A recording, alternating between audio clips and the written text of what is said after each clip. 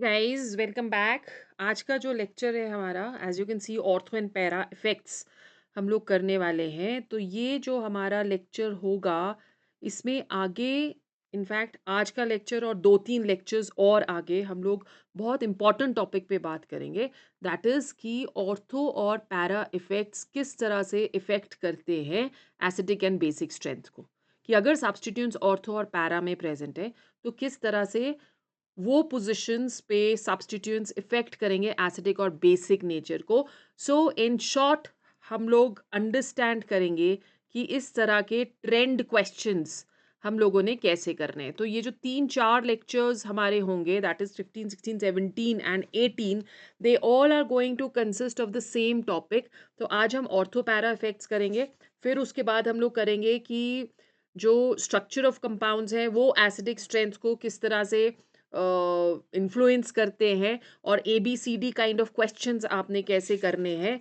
फिर मैं आपको कुछ टेबल्स दूंगी जिसमें माइनस आई इफेक्ट शो कर रहा है, प्लस आई इफेक्ट शो कर रहा है, किस तरह से माइनस आई और plus I effect of various substituents is going to affect the acidic and the basic strength. So these are really important lectures which we are going to do, जो आपको बहुत इजी आपको लगेगा कि किस तरह से आपने क्वेश्चंस देखने हैं।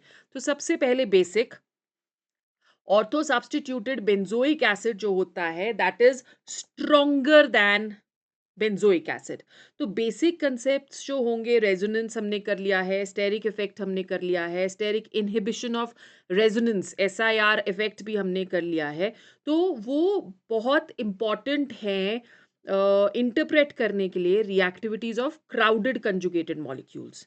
Now when we are talking of ortho and para effects, तो किस तरह से वो हेल्प करते हैं इस सब को एक्सप्लेन करने में। जैसे फॉर एग्जांपल अगर हम लोग ले रहे हैं ortho substituted benzoic acid, so ortho substituted benzoic acid पे I am taking over here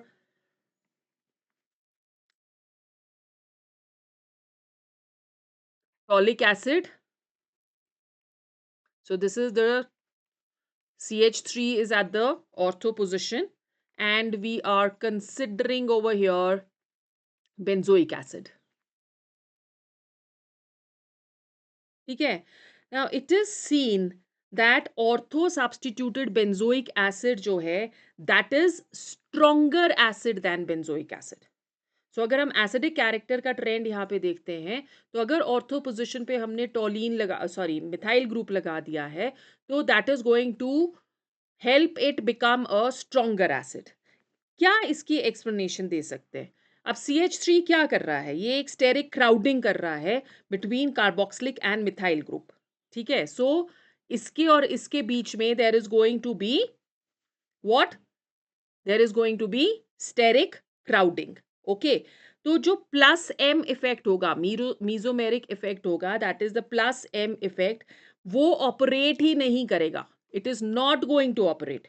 तो bond rotation across the phenyl ring and carboxylic group को अगर हम चेक करें, और दोनों ग्रुप्स जो हैं as you can see they are held perpendicular to each other. So let me just give you another diagram over here to explain it better. तो rotation हम लोग अगर इसकी देखते हैं, तो let's take over here C and we're taking double bond O and we're taking OH over here, और इधर हम लोग देख रहे हैं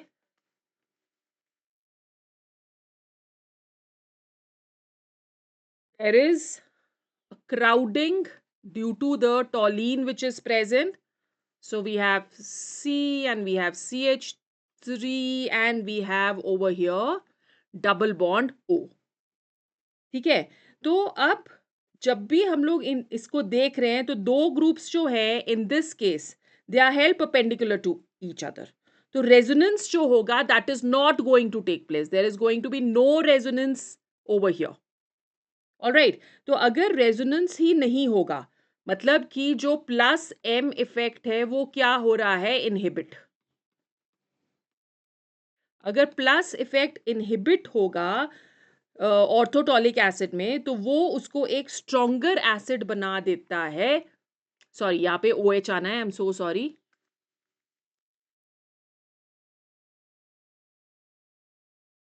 वो उसे एक स्ट्रॉन्गर एसिड बना देगा देन बेंजोइक एसिड। ठीक है, सो यहाँ पे रेजोनेंस नहीं होता है because of the crowding, plus M effect हो जाता है इनहिबिट, जिसकी वजह से this is going to be a stronger acid, the hydrogen from here will be released faster due to increased polarity. ठीक है, नाउ अगर हम लोग ऑर्थो सब्स्टिट्यूटेड एनिलिन देखते हैं, तो हम यहाँ पे again we are taking over here, same reason will be given for all of these. हमने ले लिया aniline and we are comparing this with orthotolidine. Orthotolidine means that there is one NH2 group and one is the CH3 group. So it is seen कि जो ortho substituted aniline होता है that is a weaker base. Base किस वजह से होगा? Because of the lone pair of electrons which is present over here. जितना easily lone pair of electrons donate होंगे उतना ही ज्यादा स्ट्रॉन्ग बेस होगा। ठीक है, अब यहाँ पे क्योंकि प्लस एम इफेक्ट नहीं होगा, there is crowding because of two groups over here, so these lone pair of electrons that is not going to be very easily donated, therefore this becomes a weak base. ये आ गया weak base। ठीक है, फिर उसके बाद in a similar manner we can also say कि para substituted aniline जो है वो stronger base है than aniline। पैरा सब्स्टिट्यूटेड, तो देखो पोजीशन जो है ऑर्थो या पैरा पोजीशन की वो भी इफेक्ट करेगी कि किस तरह से। जैसे हमने ये ले लिया, we are taking over here NH2 and we are taking over here methoxy group OCH3 and we are taking over here aniline. It is seen that para substituted aniline is a stronger base than aniline, तो ये ज्यादा strong base होगा। Okay, now when we are talking of ortho position पे orthotoluidine की अगर हम बात करें, तो ऑर्थोटोलिडीन में क्या होने वाला है, let's check it out once again कि हम लोगों ने ऑर्थोटोलिडीन ले लिया,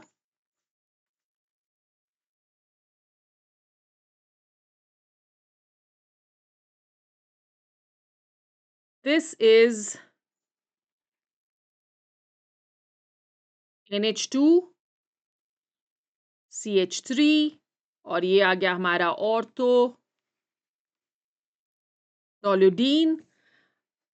अब अगर हम H पॉजिटिव की प्रेजेंस में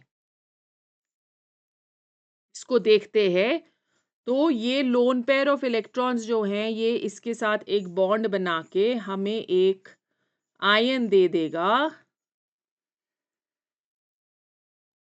और ये आयन जो है that is going to be the conjugate acid of orthotoluidine with a positive charge over here, और यहाँ पे हमारे पास आ गया CH3।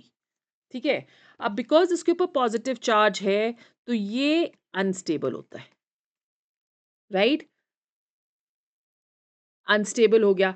अगर इंक्रीज होगी बॉन्ड एंगल में, HNH के बॉन्ड एंगल में इंक्रीज होता है, तो that is going to lead to increase in steric hindrance. Therefore जो इसका कंजुगेट एसिड होगा सब्स्टिट्यूटेड एनिलिन का, that is going to be unstable. तो ये क्या हिंडर करेगा, ये प्रोटोनेशन को हिंडर करेगा of the amino group. So ortho effect of aniline is also known as steric inhibition